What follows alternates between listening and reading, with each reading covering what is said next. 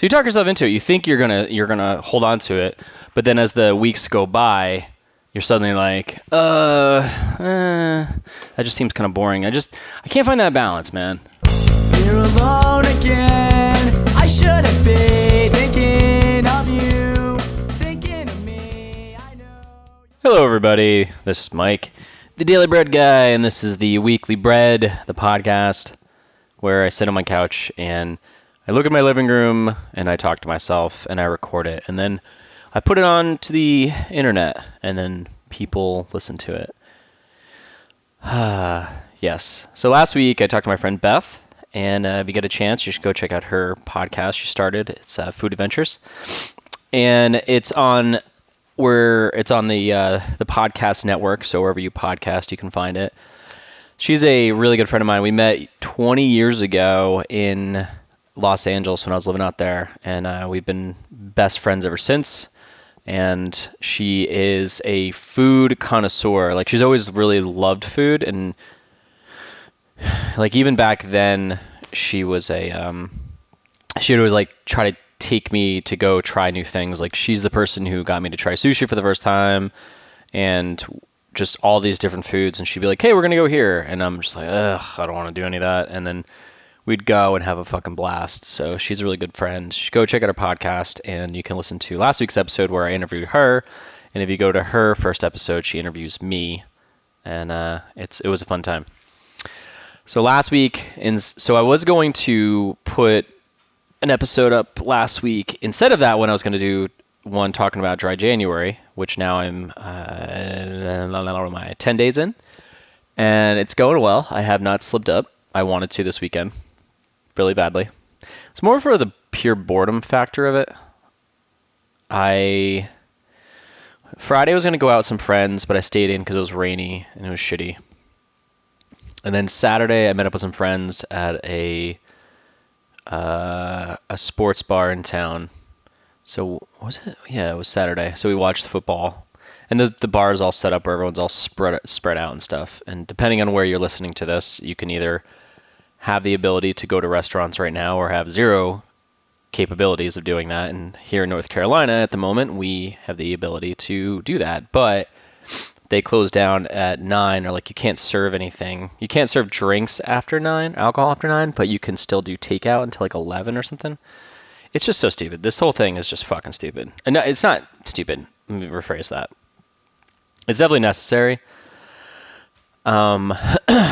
I think that my heart goes out to small businesses because I work for myself. I worked for myself for 16 years. And during pretty much this entire year, not calendar year, but the last 365 days, all of the shit that has gone down between pandemics and protests and riots and treason on the Capitol, where towns have had to implement curfews and close down. It's like, I get what people are trying to say. I think there's a part of me, big part of me, that I look at these businesses that once March hit and everyone had to close their doors. These guys are struggling to get back on their feet, and then the world is happening around them, and all they want to do is just be able to afford to survive. And they just keep getting shit on. So I feel really bad. And doing dry January, it's definitely, there's a part of me that feels bad because I typically spend a good amount of money during the week going out. Single guy, living in the city, no responsibilities. All I have to do is get up in the morning, finish my work that I find myself, and then I like to go to the gym and I like to go out. And I spend money, I tip well, try to tip as well as I can, over 20%. So this whole month, I'm definitely going to not be doing that. But, Saturday I went out with my friends and I got like 3 non-alcoholic beers, which taste like piss, and a Virgin Bloody Mary. And I think my bill was like, I don't fucking know, like $10 or something. I ended up tipping like $15. And so like there's a couple things I'm missing out on with this whole dry January thing. It's like, one, helping small businesses by going out and tipping well to anyone working. Usually I'm sitting at a bar because it's in a restaurant, and you can sit at bars down here where it's like pretty spaced out. and I usually tip pretty well to the bartenders, and I'll be buying food and drinks, so it's like helping the restaurant out. And then I'm also getting the social aspect, so that's another part of dry January that I don't really get. But the thing I am getting is that, after 10 days, I thought I'd be like just shredding fucking pounds right now. And that sure as fuck is not happening. I don't know why. I mean, the first weekend I started it was that Friday, which was New Year's Day. So the first day of dry January was a Friday, and then day 2 and 3 were Saturday and Sunday. So that was definitely, I think, the best way to start it, because if I started on Monday, I would just be dreading the weekend coming up, but I was thrown into it, and I just had to figure out how to be productive, which was cool. And also, just like at that point, I was so just shredded from November through December of just constantly going out, because it was, I don't know, it's the holidays, which is just an excuse, but it was friends going out, and then more friends going out, and meeting up with friends, and just going out in general, just to go out and see the decorations and things like that. So I definitely had my share of alcohol intake. So I pretty much, by the time, even on New Year's Eve, I was just so fucking done with drinking at that point. I was like, I can't wait for tomorrow. And I remember on that Friday, January 1st, I felt so, like, I was definitely beat up, but mentally I was so happy, because I knew I wasn't going to touch a drop of alcohol for 30 days, 31 days. So that was like, that was pretty cool, because like you feel an attachment to that commitment, which I had years ago when I quit for a couple months.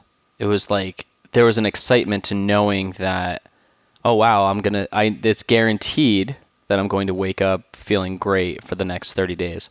Now, that's on me, but you kind of just, it's like you almost have to feel that first. You have to feel the goal, and that's what helps it work. So that's what I'm relying on with this. Granted, this weekend, like being out, 2 of my buddies, they dropped off and they started drinking, so I'm around it. And there's like this small part of me that's trying to coerce or trick myself or talk myself into, okay, you can, this little voice in your head's like, all right, well, you can do one, and you could have 1 beer, and then that's all you need. And then there's another part of me that there's this place in town where I talk about where I always go buy vinyl. I was like, oh, I can just go there and I could do a sample, maybe 2 samples, but then I can drink seltzer or kombucha or like CBD, like a seltzer with CBD or something. But I can get that fix by having a sample of beer. So it was like, oh, that means I can kind of dip my toe in, but then not really, and I'll still feel great tomorrow. But then I just talked myself out of it. I was like, I don't know. I don't really want to do that yet. But it's weird, because the first couple of days I felt so great, and then you start talking yourself into like, oh man, like February and March, I'll be able to stick with this. And then days go by, and you're like, maybe. Oh, my oven's going off. And you're like, maybe I don't want to totally do this. All right, shut up.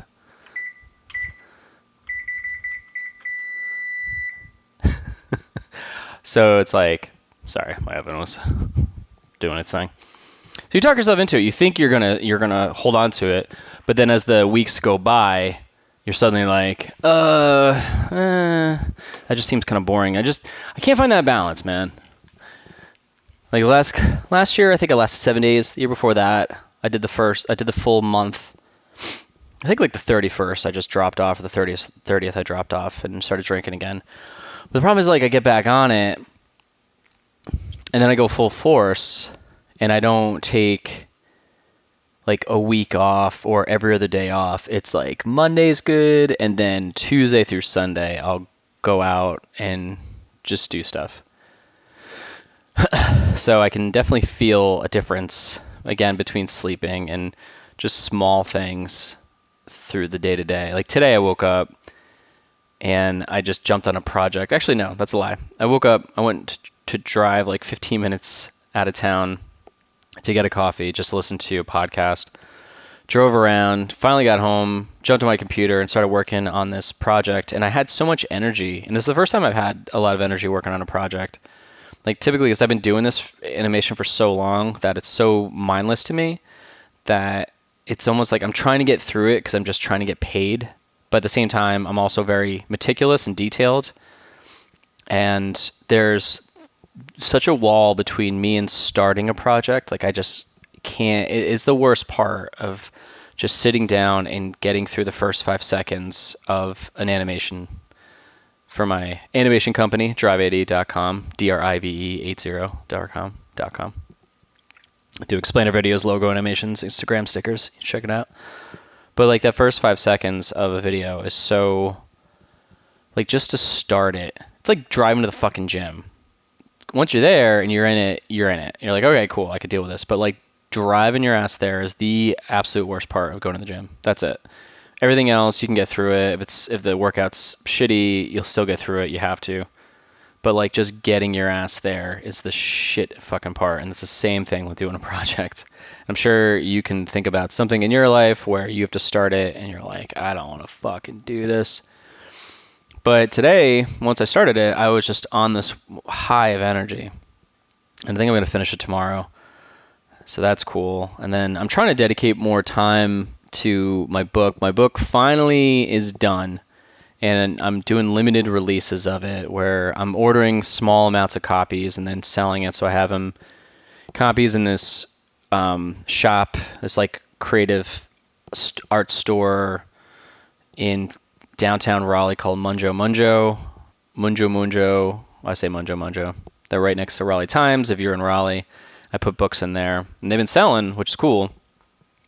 And so I'm excited about that. And then I sold a couple online, which is really cool. And now I'm trying to figure out, all right, well, I have a spreadsheet.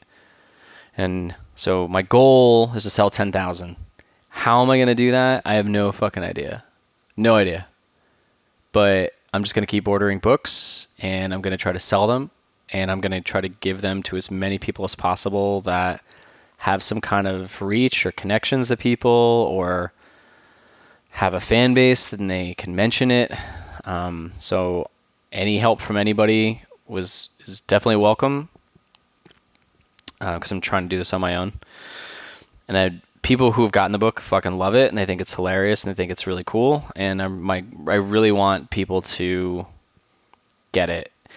And kind of like connecting to the whole dry January thing, if I stuck with this for an entire year, I bet I would sell more copies than if I don't stick with the dry January because I'll be so focused, I'll be so clear, I'll just feel great, I'll have energy. And you know, when you go drinking, it's depressive. So if you go overboard the next day, you automatically feel like shit and you don't want to do anything.